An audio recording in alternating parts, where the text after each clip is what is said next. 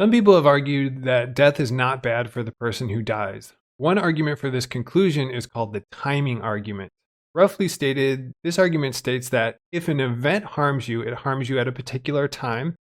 And since there is no time at which death can be said to harm you, death does not harm you. The idea here, and the crucial premise here, is that there is no time at which death can harm you. And to prove this, usually the following argument is given. Death cannot harm you after you die, since you don't exist to be harmed.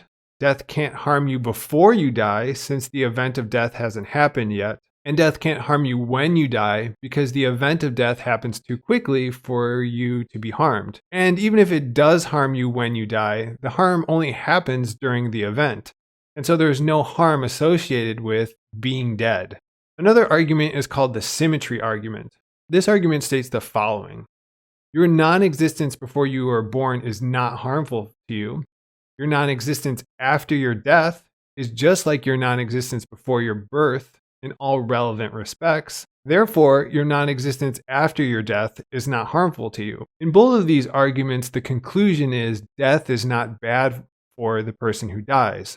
That is, death does not harm you. I won't address these arguments specifically.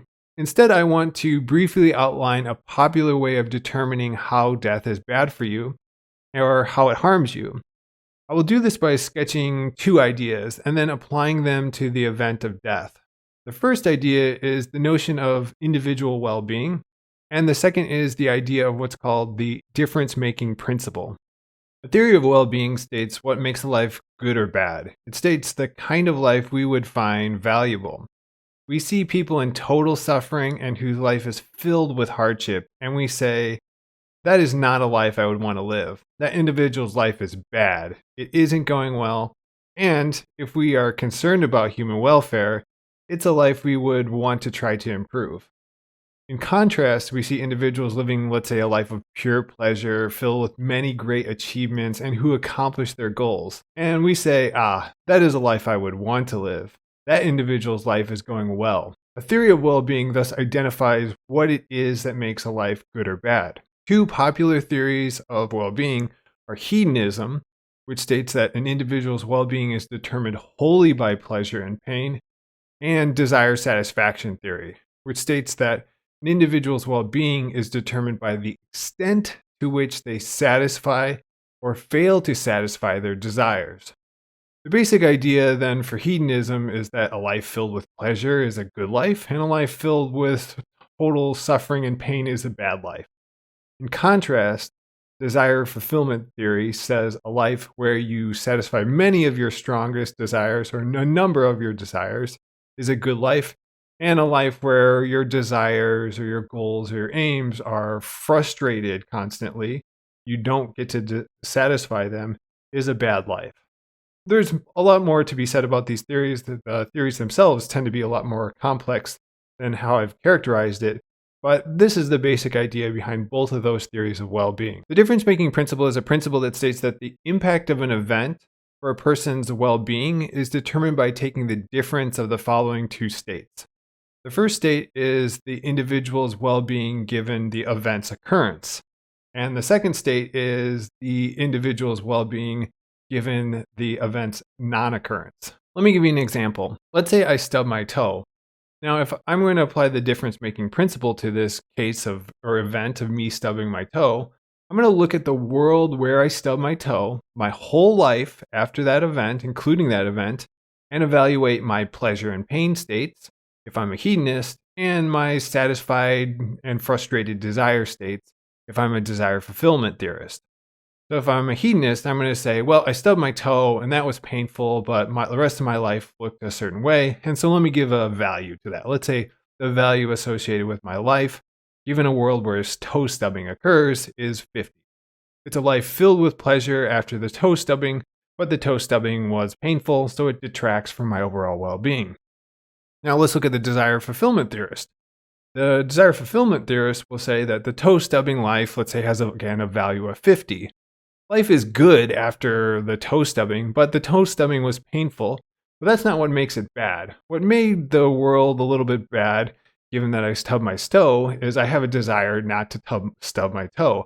I don't want to do that. And insofar as I have a desire to not stub my toe, and that desire is frustrated, it takes away from my overall amount of well-being. What we've done is look at a world where that event of the toe stubbing does occur. Now, the difference-making principle says to compare that against a world where the toe stubbing does not occur. So let's take another world where you don't stub your toe, and let's evaluate that through the hedonist lens as well as the desire fulfillment lens.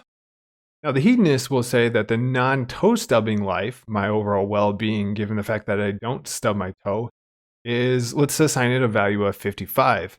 It's the same as the toe stubbing world, except for the fact that I don't have the pain associated with stubbing my toe. From the hedonist point of view, the overall amount of pleasure I have in a world where I don't stub my toe is much greater.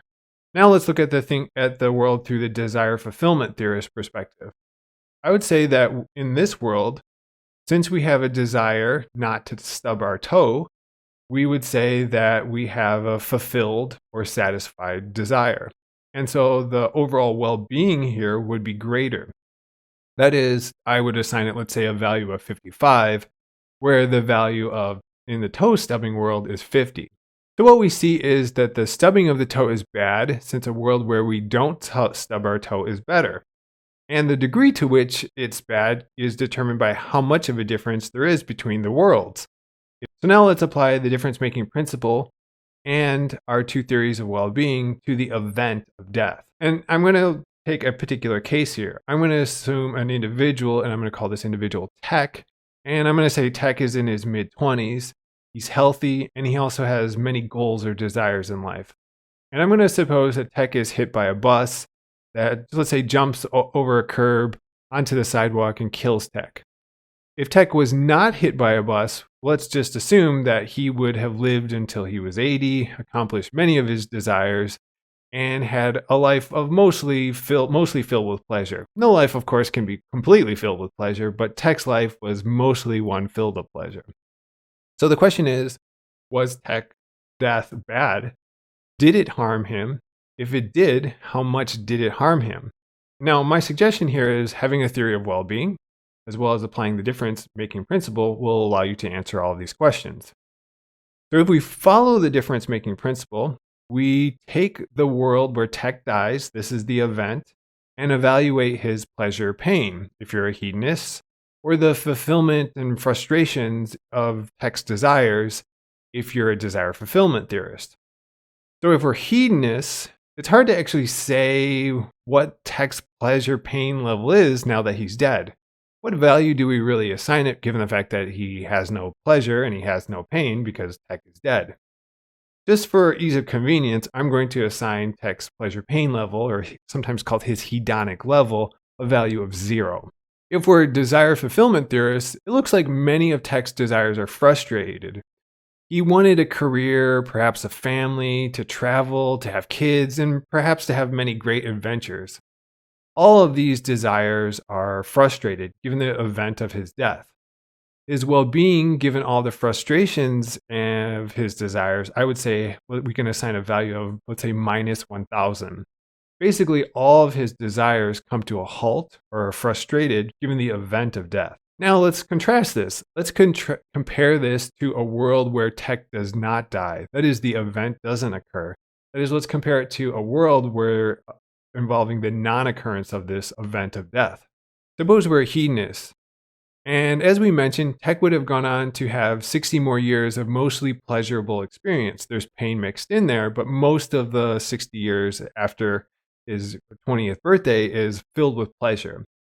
Given the sheer quantity and quality of all these pleasures, we'd evaluate his life, given the non-occurrence of death, as, let's say, having a value of 1,000. Now suppose we're desire fulfillment theorists. And since we stated that Tech would have gone on to satisfy many of his desires, not all of them, but many, the life he would have lived, given all the fulfillments that occurred, is, let's say, is a value of 1,000. So now let's look at how each theory of well-being evaluates the harm or badness of death using this difference-making principle. For the hedonists, we said that given death's occurrence, Tech's pleasure-pain level is 0, and we contrast that with a world where death does not occur, and his hedonic level is 1000. So we could say, given the comparison here, that death is bad for Tech, and we can specify to some extent how bad it was for him. In the case of the desire fulfillment theorist, we said that given the frustrations associated with death, he didn't get to fulfill his desires, his well-being had a value of minus 1000. And we compare that to a world where he continues to live on, and we said that it had a value of 1000. So in short, both theories, using the difference-making principle, state that the event of death is bad for Tech. Now, there is a question though, well, it may have been bad for Tech. Is it bad for everyone? You can think about applying the difference-making theory along with your favorite theory of well-being and say, well, what if we applied this to a different individual? What if we applied to an individual who was in their mid-20s and their future is filled with pain?